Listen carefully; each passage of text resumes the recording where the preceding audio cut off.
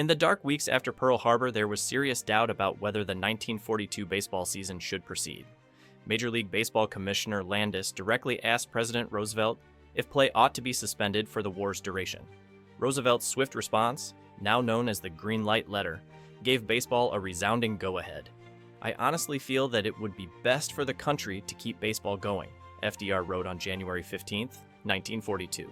He reasoned that Americans working long, hard hours in wartime industries needed inexpensive recreation to lift their morale.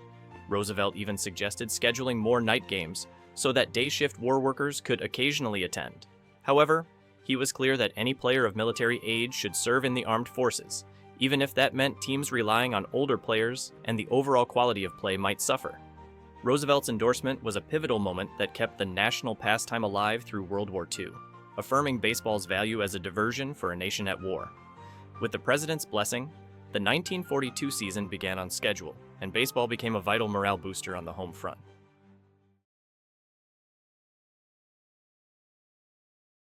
Continuing play during World War II forced Major League Baseball to adapt in numerous ways.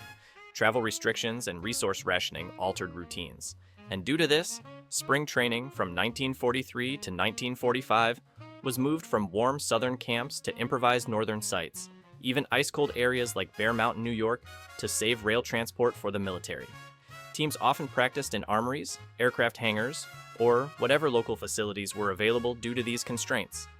The 1943 season started a week late and was packed with double headers to reduce travel and electricity use.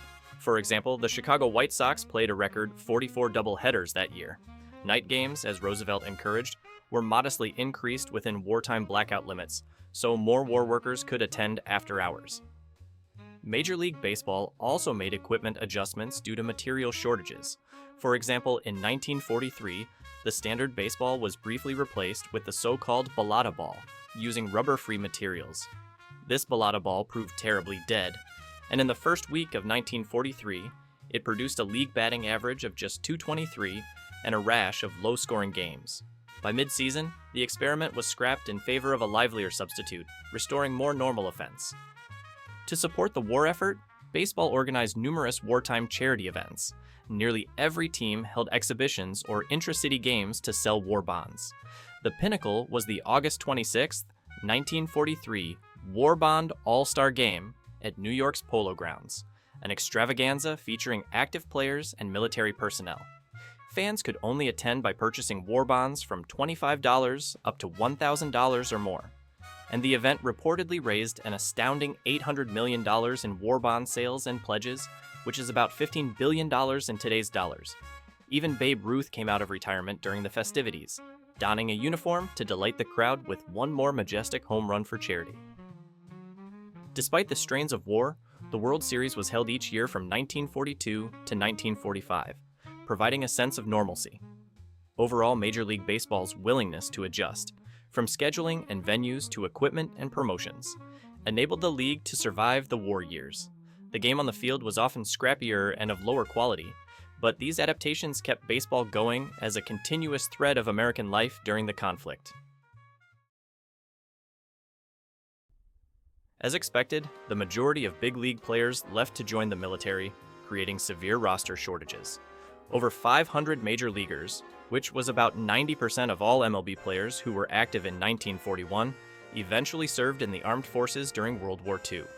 In addition, around 4,000 minor league players went into uniform, depleting the talent pipeline. The manpower drain was staggering, and by 1943, roughly 200 MLB players had been drafted or enlisted, and by 1945, owners feared even more would go as draft calls extended to older ages. To fill teams, clubs had to get creative. Older veterans, retired players, and those previously considered not major league caliber were widely recruited. Many young prospects were rushed up from the low minors to the big leagues, and some very young. In one famous case, 15-year-old pitcher Joe Nuxhall was signed by Cincinnati and debuted in June 1944, becoming the youngest player in MLB history. At the other extreme, men in their 40s laced up again. The St. Louis Browns activated 42-year-old coach Paul Schraber in 1945, and the Boston Braves even used 45-year-old reliever Joe Heving that year. Teams also relied heavily on players classified as 4F by the draft board. those unfit for military service due to physical or medical reasons. For example, the 1944 St. Louis Browns fielded a roster full of players with ailments or exemptions and had a league-high 13, and by some accounts up to 18 players labeled 4F. These included men with chronic injuries, poor eyesight, or family dependencies. Similarly, the 1945 Washington Senators leaned on multiple 4F players, notably 4 starting pitchers who all threw the knuckleball and were exempt from service. It was an unprecedented sight. A first-place pitching staff built entirely around fluttering knuckleballs, a strategy born purely from who was left available. Also notably, women's baseball had made an appearance on the landscape in 1943 as a wartime experiment. The All-American Girls Professional Baseball League was founded with the support of Cubs owner Philip Wrigley to provide entertainment and to keep baseball in the public eye in case the MLB was forced to shut down. Ultimately, Major League Baseball survived, but the Women's League became a hit in its own right during the war years. Meanwhile, the minor leagues collapsed. Only a handful of minor circuits survived by 1943 because so many young men were gone. The talent vacuum meant that some players who never would have sniffed the majors under normal conditions not only played, but even briefly starred in the MLB. As one example, wartime rookie Guy Curtright of the White Sox hit in 26 straight games in 1943 and batted .291, an achievement made possible largely by the diluted competition. When the established stars returned after the war, many of these short-term Cinderella stories faded back into obscurity. The war's reach was so broad that 39 future Hall of Fame players spent time in the military, including legends like Ted Williams, Joe DiMaggio, Bob Feller, Yogi Berra, and many more. Most players lost between 1 and 4 prime years of their baseball careers to military service. These interruptions had lasting effects on career totals and even some Hall of Fame legacies. Remarkably, only 2 major leaguers were killed in action during World War II, Harry O'Neill and Elmer Gideon, each of whom had only a brief MLB career before joining the service. Additionally, at least 138 minor league players lost their lives in the war. Like the rest of American society, baseball also endured the human toll of the war. Wartime player losses fundamentally reshuffled the competitive balance in Major League Baseball. Teams that had been perennial powerhouses suddenly looked vulnerable, while longtime underdogs often found an opening to succeed. The talent gap between the best and worst clubs narrowed significantly, leading to some surprising outcomes in the standings. Dominating teams like the New York Yankees and St. Louis Cardinals lost many of their stars to service, yet they strove to remain competitive. The Yankees, for example, had to carry on in 1943 without Joe DiMaggio, Phil Rizzuto, Red Ruffing, and others. But thanks to their organizational depth, they still won the World Series that year. Veteran holdovers like catcher Bill Dickey and outfielder Charlie Keller, and any capable replacements they could find, kept the Bronx Bombers afloat. The Cardinals, too, managed to capture NL pennants in 1942, 43, and 44, leaning on younger talent from their farm system. Though by 1945, even St. Louis was finally stripped of stars like Stan Musial. Still, these franchises' wartime resilience was notable. The talent drain created opportunities for less successful clubs. The St. Louis Browns, a withering franchise, achieved a shocking pinnacle by winning the 1944 American League pennant, the only pennant in Browns history. They did it largely with a patchwork roster of draft-exempt players and cast-offs that other teams overlooked. In fact, the Browns' entire infield and much of their pitching staff in 1944 were 4F or otherwise military ineligible men in their 30s. Though the Browns ultimately lost the 1944 World Series, their sudden rise from doormats to contenders underscored how wartime rosters leveled the playing field. The Detroit Tigers emerged as one of the strongest wartime teams, capturing the World Series in 1945. Detroit had finished middle of the pack in 43 and 44, but got a boost when some stars returned mid-45. Hank Greenberg, a pre-war MVP slugger, rejoined the Tigers after 4 years in the Army and provided an instant lift, hitting a homer in his first game back in front of a crowd of 48,000.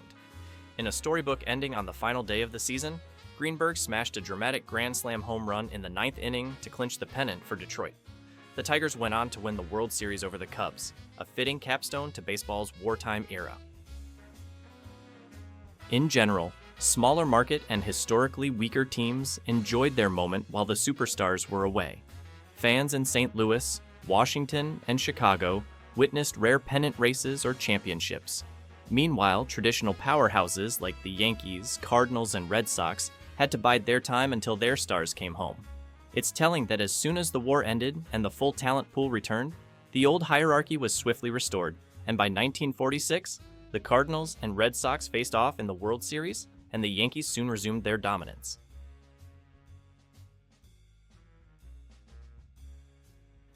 Throughout World War II, baseball served as a valuable thread of continuity and uplift for Americans.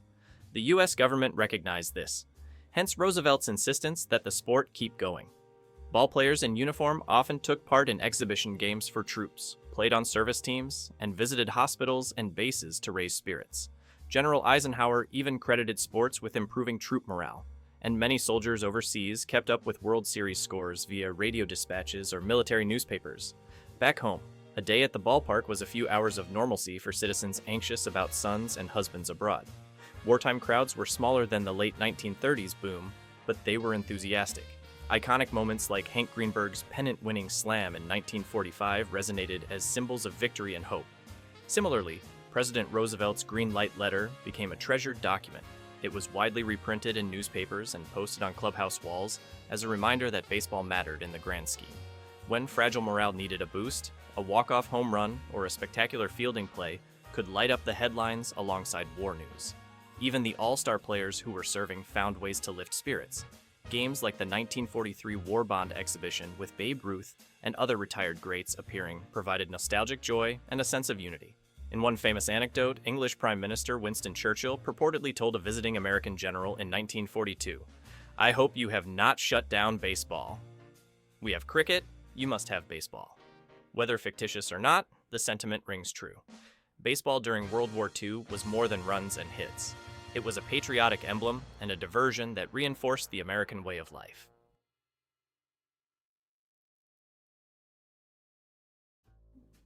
When World War II ended in 1945, baseball was poised for a new golden age. One by one, the heroes came back, and by spring 1946, Ted Williams was batting again in Fenway. Joe DiMaggio roamed center at Yankee Stadium, and Bob Feller was mowing down hitters in Cleveland. The league that had been sustained by journeymen and call-ups was suddenly supercharged with prime talent. Fans responded in droves as attendance in 1946 shattered records across the majors as people hungry for normal life flocked to see their returning idols. Many veterans found that the war had changed them. Some, like Feller and Greenberg, picked up where they left off. Others, like Cecil Travis, a pre-war star who suffered frostbite in the Battle of the Bulge, came back diminished. But there was a collective pride in what these men had done in service. Teams held welcome home days to honor their returning players, and some cities hosted parades that mixed military appreciation with baseball celebration. In many ways, the war permanently reshaped baseball. The shared experiences of soldiers from diverse backgrounds fighting side by side helped pave the way for the sport's integration in 1947, when Jackie Robinson, a World War II Army veteran, broke the color barrier. The war had shown that everyone could pull together for a common goal, softening resistance to social change. In summary, World War II's impact on Major League Baseball was profound.